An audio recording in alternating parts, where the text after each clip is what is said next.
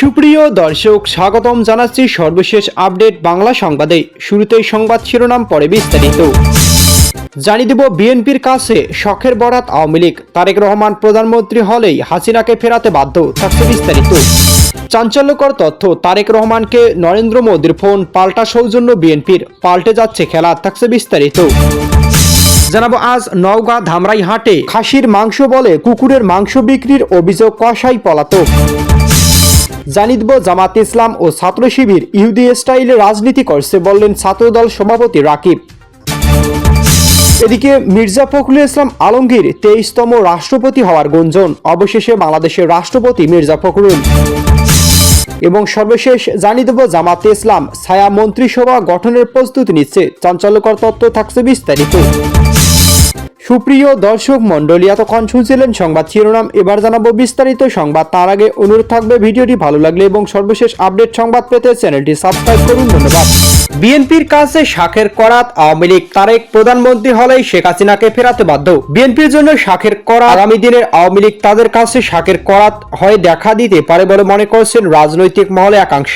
তারেক রহমান বলেছেন তিনি আওয়ামী লীগের উপর থেকে নিষেধাজ্ঞা প্রত্যাহার করে নেবেন। এই বিষয়ে এক রয়েসেবেলের তরফ থেকে সজীব ওয়াজেদ জয়কে প্রশ্ন করা হলে তিনি বলেন, না, আমার এখানে এই বিষয়ে সিদ্ধান্ত নেই, সরাসরি রাজনীতি করতে চাইনি, ভবিষ্যৎ কি হবে আমি তো বলতে পারবো না, তবে দেশের রাজনীতিতে কে আসবে এটা দলের কর্মীদের নির্ধারণ করে দেওয়া হবে, যারা আমাদের সাপোর্টার তাদেরকেই উদ্ধার করতে হবে।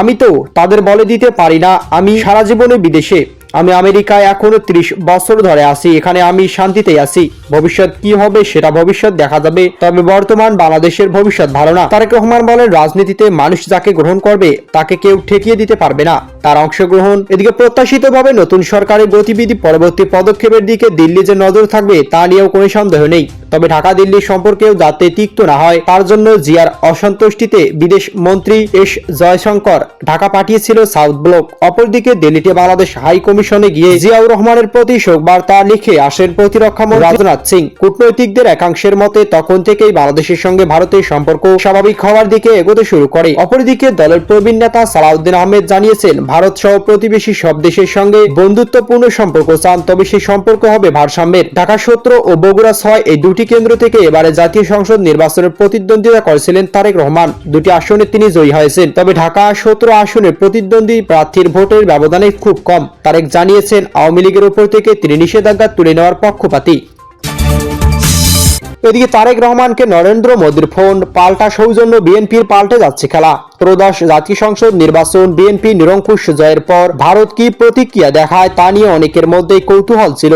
যদিও বাংলাদেশের নির্বাচনী ফলাফল স্পষ্ট হতে শুরু করেছে, ভারতের প্রধানমন্ত্রী নরেন্দ্র মোদী সামাজিক যোগাযোগ মাধ্যমে বিএনপি চেয়ারম্যান তারেক রহমানের শুভেচ্ছা অভিনন্দন জানিয়ে বাংলা ও ইংরেজি ভাষায় বার্তা দিয়েছিলেন, যা ছিল প্রাথমিক প্রতিক্রিয়া। কিন্তু এখানেই যে নরেন্দ্র মোদী থেমে থাকেনি। নির্বাচন ফলাফল স্পষ্ট হতেই তিনি সরাসরি ফোন করেছেন তারেক রহমানকে, আর সেটা ভারতের প্রধানমন্ত্রী নিজেই সামাজিক যোগাযোগ মাধ্যমে শেয়ার করেছেন, যা নিয়ে কূটনৈতিক মহল এখন চর্চা চলছে। এদিকে আজ দুপুরে ভারতের প্রধানমন্ত্রী নরেন্দ্র মোদী লিখেছেন, তারেক রহমানের সঙ্গে কথা বলতে পেরে আনন্দিত, বাংলাদেশের নির্বাচন তার উল্লেখযোগ্য বিজয়ের জন্য আমি তাকে অভিনন্দন জানাচ্ছি, বাংলাদেশের জনগণের প্রত্যাশা পূরণের তার প্রচেষ্টার জন্য আমি শুভকামনা ও সমর্থন জানাচ্ছি। পাশাপাশি তিনি আরো লেখেন, গভীর ঐতিহাসিক ও সাংস্কৃতিক বন্ধনে আবদ্ধ দুই ঘনিষ্ঠ প্রতিবেশী হিসেবে বাংলাদেশ দুই দেশের জনগণের শান্তি, অগ্রগতি, সমৃদ্ধির লক্ষ্যে ভারতের অব্যাহত অঙ্গীকার পূর্ণ ব্যক্ত করছি। ওয়াকিবহাল মহলের মতে আসলে ভারত সরকার স্পষ্ট করতে চাইছে বিএনপি ও তারেক রহমানের হাত ধরেই তলানিতে চলে যাওয়া বাংলাদেশ ভারত সম্পর্ক আবার ট্রাকে ফিরিয়ে আনার জন্য কাজ শুরু করবে। সে কারণেই বিএনপির জয়ে দ্রুত উচ্ছ্বাস প্রকাশ করে নরেন্দ্র মোদী। অপরদিকে জয়ের প্রথম সাংবাদিক সম্মেলন তারেক জানিয়ে দেন, তার সরকারের বিদেশ নীতি ঠিক হবে এবং বাংলাদেশের জনগণের মঙ্গল চিন্তা করেই তার বিদেশ নীতি বাংলাদেশের এবং বাংলাদেশিদের স্বার্থের প্রথম ভাবা হবে। এদিকে ধামির হাটে কুকুরের মাংস বিক্রির অভিযোগে কসাই পলাতক। নওগাঁর ধামির হাটে এমতাজুল ও দুলু নামক দুইজন কসাইয়ের বিরুদ্ধে কুকুরের মাংস বিক্রির অভিযোগ উঠেছে। উপজেলা জাহানপুর ইউনিয়ন মঙ্গলবাড়ি বাজারে খাসির গোশত বিক্রির দোকানে এই ঘটনা ঘটে। মুহূর্তে সামাজিক যোগাযোগ মাধ্যম বিষয়টি ভাইরাল হয়। এই ঘটনা স্থানীয়দের মধ্যে উত্তেজনা বিরাজ করে। থানা পুলিশ ঘটনাস্থল গিয়ে মাংস উদ্ধার করে। স্থানীয়রা জানান, মঙ্গলবাড়ি বাজারে ন্যাংপির ইউসুফপুর সড়কের তেঁতুলতলি মোড়ে খাসির গোশত বিক্রেতা স্থানীয় কসাই ব্যবসায়ী এন্তাজুল ও তার সহযোগী দুলু মৌলভী তার বাড়ি থেকে রেগুলার গোশত এনে বিক্রয় করেন। সকালে তার বাড়িতে কুকুর ধরে জবাইয়ের ঘটনাটি স্থানীয়রা জানতে পেরে বাজারে বলাবলি করতে থাকলে দ্রুত গোশত ফেলে দোকান থেকে পালিয়ে যান কসাই এন্তাজুল ও দুলু মৌলভী। ঘটনার পর শত শত নারী পুরুষ ঘটনাস্থলে ভিড় জমান। শাহজাহানপুর ইউপি চেয়ারম্যান গোলাম কিবরিয়া ঘটনার সত্যতা স্বীকার করে বলেন, প্রায় 25 কেজি জবাই করা কুকুরের মাংস উদ্ধার করা হয়েছে, সেগুলো অপসারণ করা হয়েছে। জামাত ও ছাত্র শিবির ইহুদি স্টাইলে রাজনীতি করে বললেন ছাত্রদল সভাপতি রাকিব। বাংলাদেশ জামাত ইসলামী ও ছাত্র শিবির ইহুদি স্টাইলে অপকৌশলে রাজনীতি করা দাবি করেছেন ছাত্রদল সভাপতি রাকিবুল ইসলাম। তিনি প্রশ্ন করেন, জামাত ইসলাম ও ছাত্র শিবির তাদের সমর্থক তো দূরের কথা, তাদের কয়েক লাখ একনিষ্ঠ নেতাকর্মীর পরিচয় যুগের পর যুগ অপপ্রকাশিত ও গুপ্ত রেখেই তাদের পারিবারিক, সামাজিক, ব্যক্তিগত ইত্যাদি রাজনৈতিক ও অরাজনৈতিক সমস্যা জর্জরিত হলেও দলীয়ভাবে তার দায় নিতে হচ্ছে না। এ ধরনের ইহুদি স্টাইলে অপকৌশল রাজনীতি করে বিধায় জামাত শিবিরকে আমরা এবং আলেম সমাজ মুনাফিক হিসেবে আখ্যায়িত করি। নিজের ভেরিফাইড ফেসবুক পেজ অ্যাকাউন্টে দেওয়া এক পোস্টে তিনি এসব দাবি করেন। রাকিবুল ইসলাম রাকিব বলেন, বাংলাদেশে আর কোনো গুপ্ত রাজনীতি চলবে না।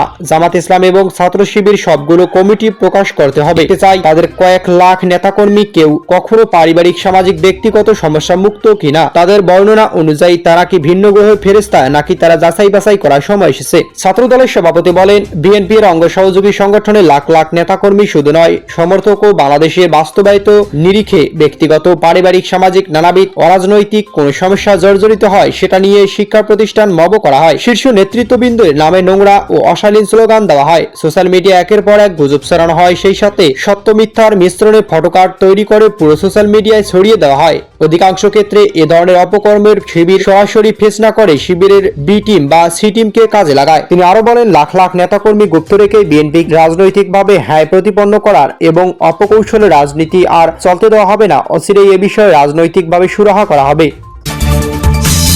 মির্জা ফখরুলের 23তম রাষ্ট্রপতি হওয়ার গুঞ্জন। ত্রয়োদশ জাতীয় সংসদ নির্বাচন একক সংখ্যাগরিষ্ঠতা অর্জনের পর সরকার গঠনের পাশাপাশি রাষ্ট্রের গুরুত্বপূর্ণ সাংবিধানিক পদগুলো নিয়ে হিসাব নিকাশের ব্যস্ত বাংলাদেশ জাতীয়তাবাদী দল বিএনপি। এই প্রেক্ষাপটে রাজনৈতিক অঙ্গনে সবচেয়ে আলোচিত প্রশ্ন, দেশের 23তম রাষ্ট্রপতি কে হচ্ছেন। বিএনপি নির্ভরযোগ্য সূত্রগুলো জানাচ্ছে, রাষ্ট্রপতির পদে এগিয়ে রয়েছেন দলের মহাসচিব মির্জা ফখরুল ইসলাম আলমগীর। গুলশানে বিএনপির কেন্দ্রীয় কার্যালয়ে একটি বিশ্বস্ত সূত্র এ তথ্য নিশ্চিত করেছে। সূত্র জানায়, নির্বাচন নিরঙ্কুশ জয়ের পর মির্জা ফখরুল ইসলাম আলমগীর বিএনপির চেয়ারম্যান তারেক রহমানকে ফুলেল শুভেচ্ছা জানান। এরপর থেকে রাজনৈতিক মহলে গুঞ্জন জোরালো হয় যে খুব শীঘ্রই রাষ্ট্রপতির পদে তাকে মনোনয়ন বিষয়ে আনুষ্ঠানিক ঘোষণা আসতে পারে। ছায়া মন্ত্রিসভা গঠনের প্রস্তুতি নিচ্ছে জামাত ও এনসিপি। ছায়া মন্ত্রিসভা গঠনের ঘোষণা দিয়েছে বাংলাদেশ জামাত ইসলামী ও জাতীয় নাগরিক পার্টি এনসিপি। দুটি দলের শীর্ষ দুই নেতা সামাজিক যোগাযোগ মাধ্যম ফেসবুকে পোস্টের মাধ্যমে এই কথা জানিয়েছেন। ত্রয়োদশ জাতীয় সংসদ নির্বাচন সুনামগঞ্জ 2 দিরাইশাল্লাহ আসনের জামাত প্রার্থী ও সুপ্রিম কোর্টের জ্যেষ্ঠ আইনজীবী মোহাম্মদ শিশির মনির ফেসবুকে নিজের ভেরিফাইড অ্যাকাউন্টে দেওয়া এক পোস্টে ছায়া মন্ত্রিসভা গঠনের কথা বলেন।